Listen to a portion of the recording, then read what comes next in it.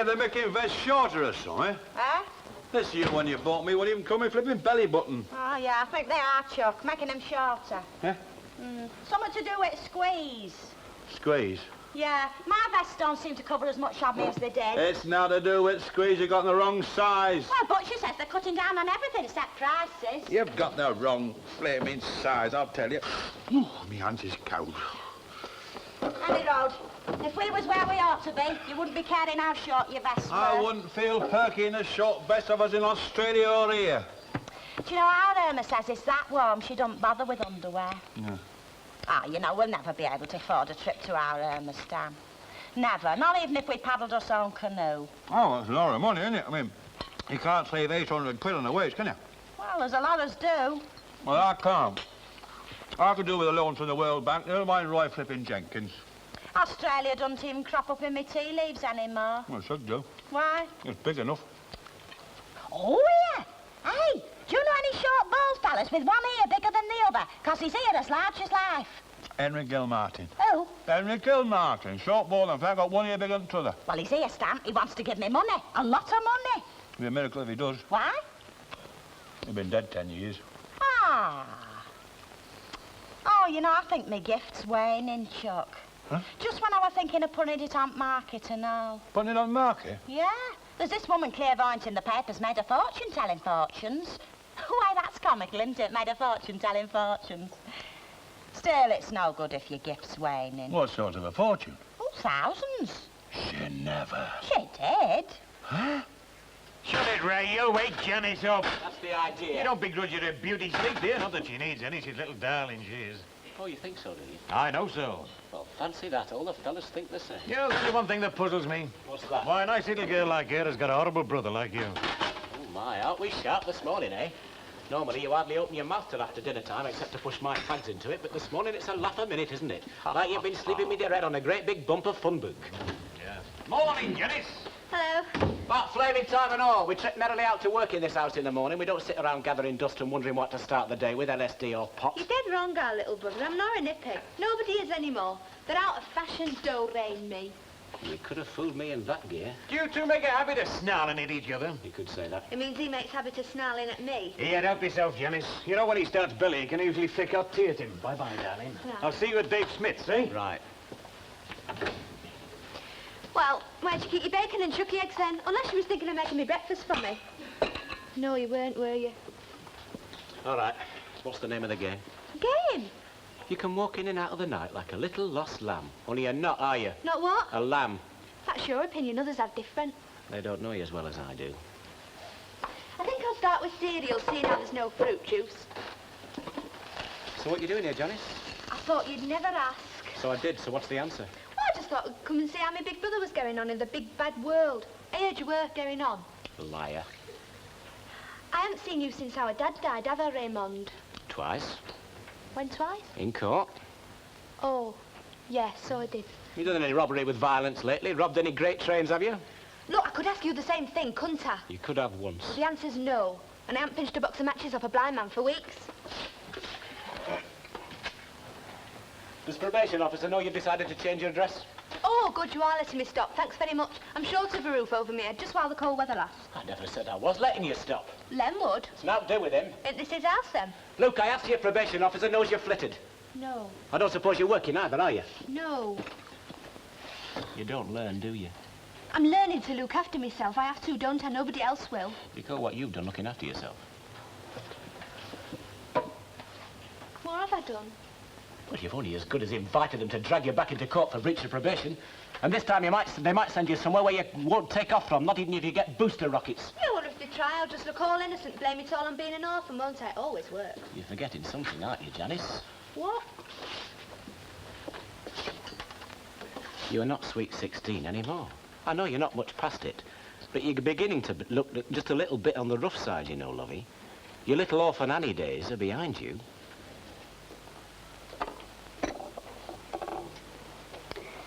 Would you care to scan the headlines, Mrs. Tanner? Elsie, please, like we agreed, cross into our hearts and open to dine. Sorry. Elsie. Christian names never did trip easily off my tongue. They presume a certain familiarity which might not necessarily exist. Well, I don't see how you can get any more familiar than glaring at each other with bloodshot eyes across the breakfast table, can you? No, I suppose not. Oh, there's nothing but the usual trouble and strife in there. I wonder if it's politic to mention bed and board, the cost of same, that is. Well, how much did the Queen Bee charge you? Well, Mrs. Walker charged me £5, but I did earn something helping in the bar. Well, let's say 10 bob towards the rent and your share of the groceries, eh? Oh, that's very handsome. What time do you make it, love? 3 minutes to 9, exactly. I always try to keep abreast of BST. Have you any more vices I should know about? Vices? Just a joke, love. I really must be off. Dave Smith said he'd set part in my eyelashes if I was late home in that shop anymore. I'll be off now. You don't mind clearing away, do you? Not at all. Oh, don't wash up. We'll have one big go tonight. There are more things to life than detergents, you know.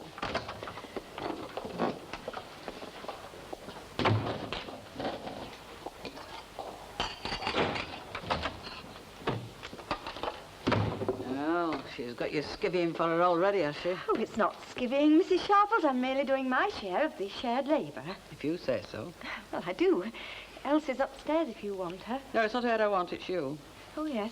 What about? There's a sofa going spare where I live. It's not got a spring interior mattress, but it won't break your back. And at least you'd breathe God's pure air up there and not fag smoke and cheap scent. Hello, Mrs. Sharples. Good morning. I'm off now, love. And if a fella called Sean Connery rings up, tell him I've got a great, big, tall husband. See you at dinner. I'll fetch some meat pies in, eh? And you won't be feeding off meat pies 7 days a week neither, and Sean Connery doesn't even know where I live. And according to Dickie, this sister of Ray's is a real tearaway. She's only 17, but she acts more like 25. Well, he doesn't know her, but a pal of his who does says she's been involved with at least 2 married men. Hey, what are you staring at me for? Have you always been a gossip, or is it just incidental of a mystery? What's it going on? Dickie says I do. You do? And where? I was brought up to it, really. Me mother, she can talk the hind legs off a donkey, and she's 3 sisters just the same. They never stop nattering when they get together. My dad just goes to bed. And Ken would leave home. He's always amazed how much women find to say to each other. Yeah, men aren't very talkative, are they? Not even with each other. And I'll tell you another thing about men. Go on. They're idle. You can say that again. And they're always ready to make do. Say curtain comes off the hook, they'll not put it back again. They'll just leave it dangling. Audrey, has married life disillusioned you about men? Yeah, has a bit. And they're not too clean in some of their habits either. Can I have 10 of what makes life worthwhile, love? They're ending life for you by the sound. Oh, it's not ciggies, that's polluted atmosphere. And what pollutes it? Smoke. Not ciggy smoke, no, chimney smoke. Ciggy smoke goes up to heaven, that's where they get a whiff. That's why they call it heaven. There's one born every minute, and it's usually a man. Oh, we're lovely with it, though, aren't we? Listen, how are you women thinking about fortune telling? I mean, you know, reading the books and tea leaves and that. Oh, the first thing I read in any paper is my horoscope. Get away. Yeah, and guess what? Do you know what Mrs. Ogden predicted for me the other day when she read me tea leaves? What? That a fair stranger would come into my life. My horoscope this morning said I should concentrate on my work. Oh, I'd give her a week's wages if a fair stranger did turn up. I think a bit of competition might be very good for Dickie. Week's wages, huh? Fancy that. Hey, Ray, were you skinny when you plugged this wall, mate? It's half an inch out. Here. You must be joking, mate. I'm never out in anything. Try yourself, go. Well, now, look, it's this flaming rule you patched up, innit? It's a quarter of an inch out, mate, and don't blame the rule. You've been like this all morning, haven't you? Yes, I have. Well, what is it between you and Janice? I mean, did she break all your toys when you were kids? She was never a kid, mate. She was just a little pest from the day she was born. Yeah, she's all right, mate. I dare say those clothes she wears makes her able for a part in a western, but all the kids wear that sort of gear nowadays, don't they? She's trouble, and I've told her to be on her merry way. Has she got anywhere to go? Back where she popped up from. Not that she'll go till she's ready. She's only a kid, mate. She is trouble. Now, where have I heard that before? It must be all of a year since people were saying that about you, you know, and I was shouting the loudest. Well, go on. I'm waiting for the Fairclough parable. Now, what's the repartee, eh? Sorry. You know, we all cause trouble now and again. I know. We don't all get experts at it, do we? She's your sister, mate. Look, it's no skin off my nose whether she goes or not, and you care. I know that. How clever. The way you keep rabbiting about her. My mum died, then my dad. We was left on his own, kids. I suppose being the eldest, you thought you were responsible. Maybe. Only I prefer to be vicious with Janice. I've tried offering the helping hand and I got it worried. Oh, I didn't know you two were going to be here. So this is where you're coming to tell Ina Sharples you've gone to the chiropodist, eh? I don't tell Ina anything of the sort. What do you tell her then? That I've been feeding the pigeons on the wreck. And I do. I have done ever since Bobby killed one, just to make up to them. Well, no. Well, if it isn't my favourite punter. Oh, I'm only your favourite because I keep losing, Mr. Smith. Yeah, well, today may be your lucky day, then. I bet you say that to all your customers, don't you? Don't you take any notice of him, darling. You just go and buy some boiled toffee instead. Oh, I get plenty of boiled sweets off Ina. She's hooked on them, you know. Anyway, it's much more exciting to have a flutter than to go sucking humbugs. Well, you better come over to the counter. We'll see if I have to hedge your bet. I've got 2 good horses today. I've been studying form in Mr. Walker's paper, and the milkman approves, and I like the jockeys' names, and the horses are called Chimney Pot and Eggnog. Hey? Excuse me, will you, while I run this bet through the computer? She's wasting her money there, mate. Chimney pot and eggnog, you know, they've got a ridiculous ring to them. Do you reckon we ought to have Not a a little... chance, mate. They're still waiting for the last nag to come in. Ah, you're right, I suppose. Does that suit? Aren't we entitled to any service in Thorgan Loft, then? I'm being as quick as I possibly can be, Mrs. Sharples. I expect the truth is that you're getting a bit past barmaid in Annie Walker. You're not fast enough on your pins. Jack, would you be kind enough to attend to Mrs. Sharples? There's a limit to what one pair of hands can do. Oh, no, mine's at the limit now. I'm asking you, please, to attend to Mrs. Sharples. All right, Annie, keep your wig on. That's right. Copy the customers. Take their side. Hey, Mrs. Sharples, if you please. it wasn't me that did away with another pair of hands, you know. 3 ninepence, please, Mrs. Tanner. You know, she came to my house of her own free will. I didn't throw a rug over her head and drag her there. Drag who? Miss Nugent. Well, I wasn't suggesting that you did. I don't remember even mentioning her name. No, but I could see it was on the tip of your tongue. You're mistaken there, Mrs. Tanner. Where Miss Nugent rests her head is of no interest to me at all. Well, she's hardly one of the family, is she? Take that, Elsie. And where's your oppo today, Mrs. Sharples? She's gone feeding some flecky pigeons. Oh, and hasn't she? As she acts. She's where she's been every day for the past fortnight in Dave Smith's betting shop. Betting? Well, she's not painting him in oils. Every day for a fortnight? She can't afford that unless she's winning. She's not winning, but I've tried to stop her, but I've tried. I can't stop her. Would you like me to have a word with you?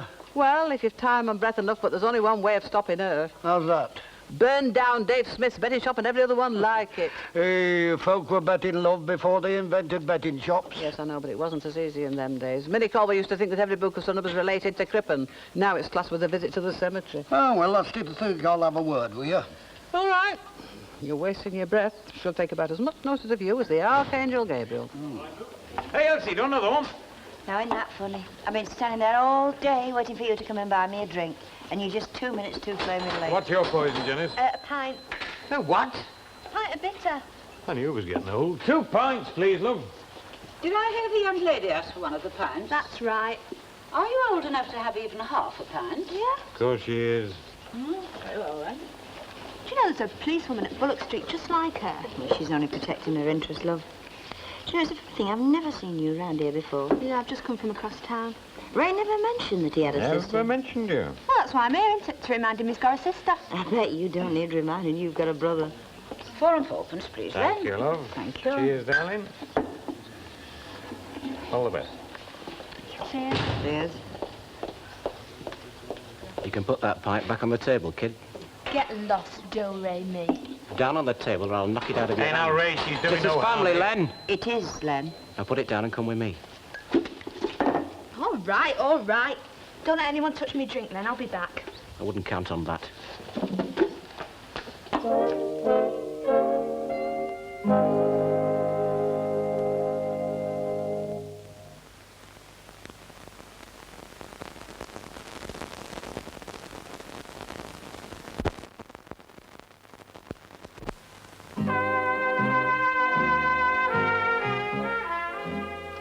No, you're wasting your time hoping, Chuck. Last prediction I got right was 3 months since. What was that?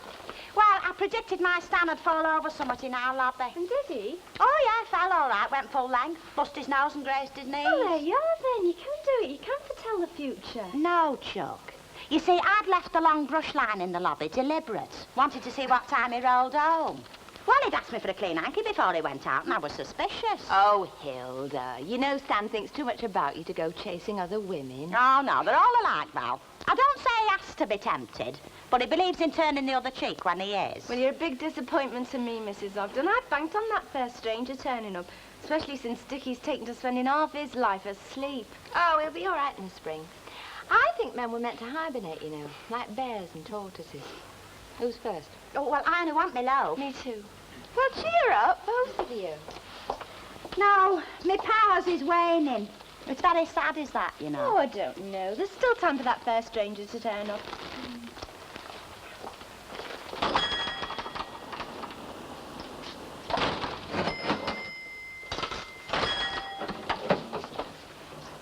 Hey, I've just seen the missus, Charlie. Noticed me.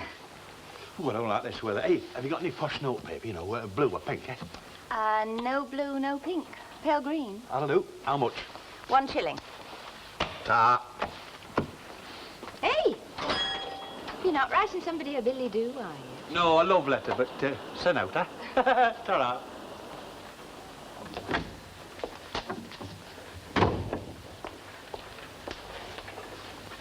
Well, how'd you like it then? Very sharp. Didn't cost too much either. Well, that's pleasant news, any road. I bought a dress as well. You did say. Yeah, don't remind me. Right, well, close your eyes, open your mouth and see what God will send you. Don't think I don't appreciate you buying me these clothes. I do, honest. Well, something had to be done, else there was a fair chance you might have got dropped in a dustbin. Right, you can loot now. Well, what's the matter? Kid, if you don't know, I'm not going to tell you. I mean, it's not as though you're thick, is it? In fact, you're quite bright, like all the gas street lanterns. Too sexy, isn't it? Yeah! And I'm your sister. Just keep reminding me. Do you know I've met husbands like you? They couldn't be trusted in a church and they expect their wives to behave like rotten nuns. I've got news for you, you know. What? In a church, I could be trusted. Ray, What? you've not changed your mind, have you? What about? Me stopping. You can stop. But for just as long as it takes you to find someone else, and that means 48 hours. Yeah, I'll start looking. And you can get a job and tell probation officer where you are to know. Oh, all right. Anything else I can do while I'm earning me halo? Yeah, you can take that flaming dress back.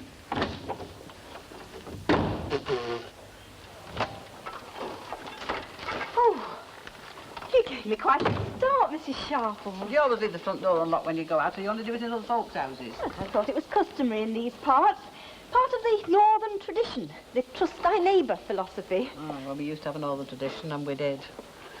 But there's hardly a day passes now where somebody has burglars, there's more things to steal, so there's more thieves. Point taken, Mrs. Sharples. What did you want? Well, you said you'd think over my proposition. You're taking long enough over it. I have thought. Oh, when you moving in with me? I'm not. Good, I'm very glad to hear it. Then why did you ask me? I didn't. It was my conscience. That woman will be about as happy living with Elsie Tanner as a cat in a dog kennel, said my conscience. Yes, well, your conscience was obviously wrong, wasn't it? Was it? You're not even from the same world as Elsie Tanner, let alone the same pond. You're looking mad already. Your eyes will have popped out of your head before the week's over. Again, Mrs. Sharples. What's it with you two? You planning a revolution or something? Well, if it isn't my favourite veteran shunting engine. And I'd watch him and all, day and night. What is going on? Oh, nothing really. Just Mrs. Sharple's usual pound's worth of advice. You know, she's missed her way in the world. Yeah, well, what could she be but an old battle axe, starting off as she did as a young battle axe? She could have conducted an agony column. She's always so free with her dire warnings and moral judgment. An agony, that's a very good idea. Dear Ina, my husband has run off with a fan dancer, flocked the house and furniture, and left me with 4 kids. Should I forgive him?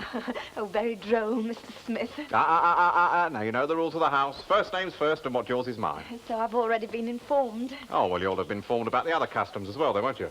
Customs. What are you on about, Dave Smith? Well, now, how can I explain this to you delicately, you know? You see, well, if Elsie is otherwise engaged, then I have the first call on all her girlfriends, you see. Dave. Well, you know, being a man of insatiable appetites, we have agreed that as I pay her wages, it's only fair that if she isn't Dave, available... will you stop it? You're frightening Henry to death. Oh, no, he's not, Elsie. No, I know it's just in fun. But it isn't. It isn't. No. No. Well, I was just on the point of putting the kettle on. Will you have a cup of tea, Dave? Thank you, Emily. Tide me over till we get down to the serious drinking. You shut up. You frighten her half to death. She half believes you mean it. Well, what makes you think I don't?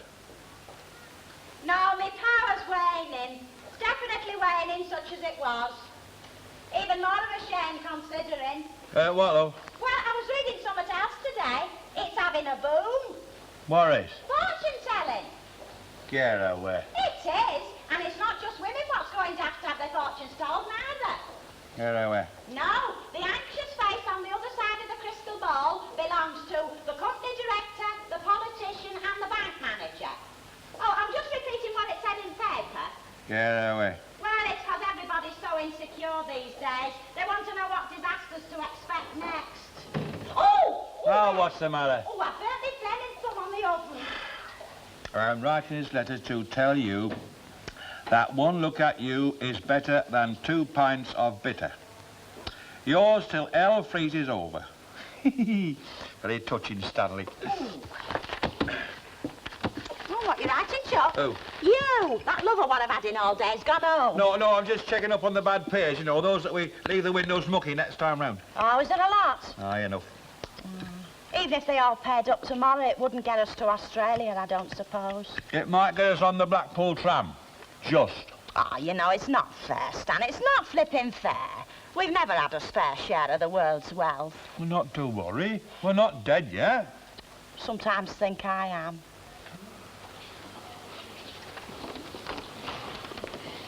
Oh, by it, you do surface sometimes from your gambling hell, then. Oh, you can hardly call Mr. Smith's betting emporium a gambling hell. Betting emporium? Is that what he calls it now? You know, his cigars seem to get bigger and bigger. I'll bet they do. Bought with your brass. Not today, Ena. But that's where you've been today, isn't it? Down at Dave Smith's. And then creeping home and sitting quiet because you can't for shame face me. Well, I've done what I said I was going to do, and I haven't been at home. I've been out shopping. What for? Marrowbone, because I bet that's all you can afford. I had some best steak for my tea done in a roasting tin with onions. You see, I had a win today. I don't hear anything about it. Don't you want me to buy you a drink, Ena? I had a 33-to-1 winner and a 40-to-1 winner. I've collected £3.13. Congratulations, Mrs. Cauldron. Nice to hear you've had a bit of luck. Don't you encourage her enough, Polly Jack Walker, and a bit of service would be appreciated. Oh, let me pay, Ena. It's part of the enjoyment of winning is treating your friends. What's the matter, Ena? For a stroke of bad luck, I've left my purse at home. Oh, well, you are in a fix, What aren't fix? you?